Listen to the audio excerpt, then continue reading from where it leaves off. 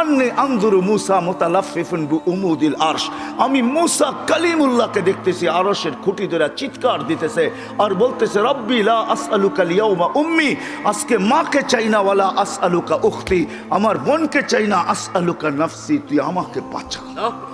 জাহান্নাম, জাহান্নামকে যখন নিয়ে আসা হবে 70,000 শিকল লাগানো হবে, প্রত্যেকটা আংটার ভিতরে 70,000 ফেরেশতা ধরবে, তারপরও জাহান্নাম সবার হাতের থেকে ছুটবে আর কিয়ামতের মাঠের দিকে দৌড়াইতে থাকবে আর হুঙ্কার দিতে থাকবে। জিবরিল আল্লাহর ডান পাশে থাকবে, দুজককে আসতে দেখা আর হুঙ্কার দিতে দেখা, সবার হাতের থেকে ছুটা যেতে দেখা জিবরিল চিৎকার দিবে আর জমিনে বসা পড়বে, রব্বি সাল্লিম সাল্লিম, রব আমাকে বাঁচা, আমাকে বাঁচা। ওই দিন শুধু একা আপনার নবী, তোমার নবী চিৎকার দিবে উম্মতি উম্মতি। আল্লাহ বলে বন্ধু আমি জানি কিয়ামতের দিন সবাই নাফসি নাফসি বলবে, আপনি শুধু উম্মতি উম্মতি বলে চিৎকার দিবেন। বিদায় আনা সাহিবি ইয়াউমিদ, আনা মালিক ইয়াউমিদ্দিন, আমি কিয়ামতের মালিক, আনতা সাহিবা ইয়াউমিদ্দিন, আপনি কিয়ামতের বাদশা। কসসমতুল কিয়ামাতা কিসমাইন, কিয়ামত আপনার আমার মাঝে, সালতুতা শাফি তুশাফা, ওই দিন আপনি চাবেন আমি দিব, সুপারিশ করবেন আমি মঞ্জুর করব, কিয়ামত আপনার আর আমার কারো না।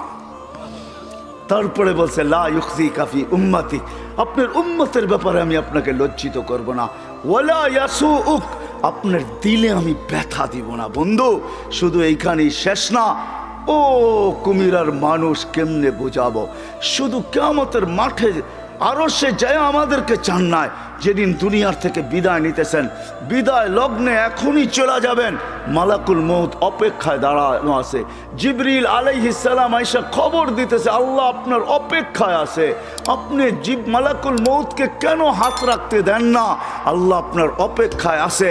ইলা রফিকিল আলা, আপনি কি আল্লাহর কাছে যাবেন না?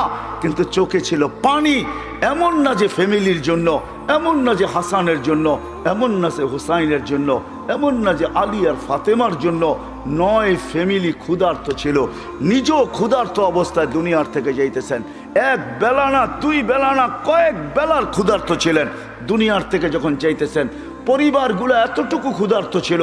আম্মা জান আয়েশা রাদিয়াল্লাহু তাআলা আনহা বলেন, বাতি জ্বালানোর মতো তেল আমাদের কাছে ছিল না, যদি তেল থাকতো তো খিদা নিবারণ করার জন্য ওই দিন তেল পান করে নিতাম, এত খিদার তাড়না ছিল।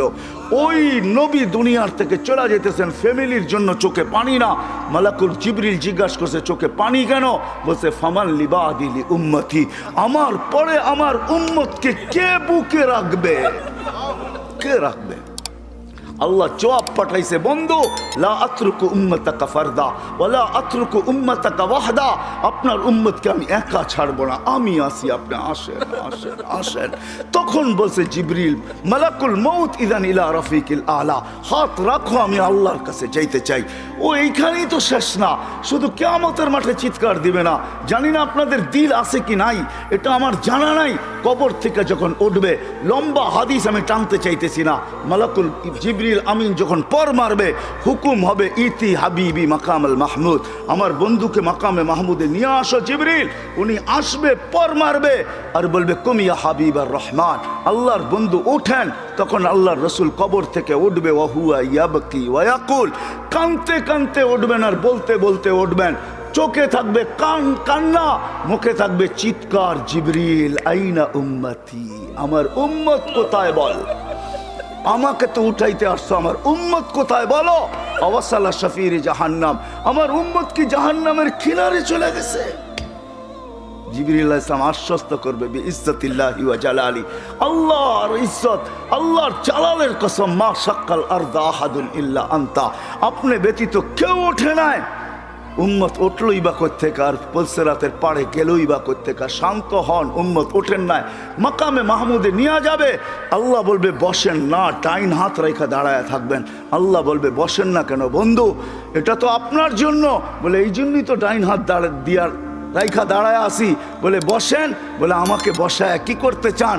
আমি যদি বসা যাই তো আমার উম্মতের জন্য 3 জায়গায় দৌড়াবে, তো দৌড়াবে কে? বলছে কোন 3 জায়গায় বন্ধু? বলে উম্মতের জন্য হাউজে কাউসারে কে দৌড়াবে আর পানি কে পান পড়াবে।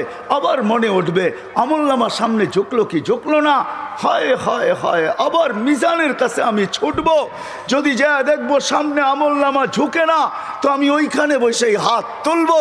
আল্লাহ আপনি তো ওয়াদা করছেন সাউফা ইউতিকা রব্বুকা ফাতারদা, আপনি আমাকে রাজি করে ছাড়বেন, আমার উম্মতের আমলনামা সামনে ঝুঁকতেছে না।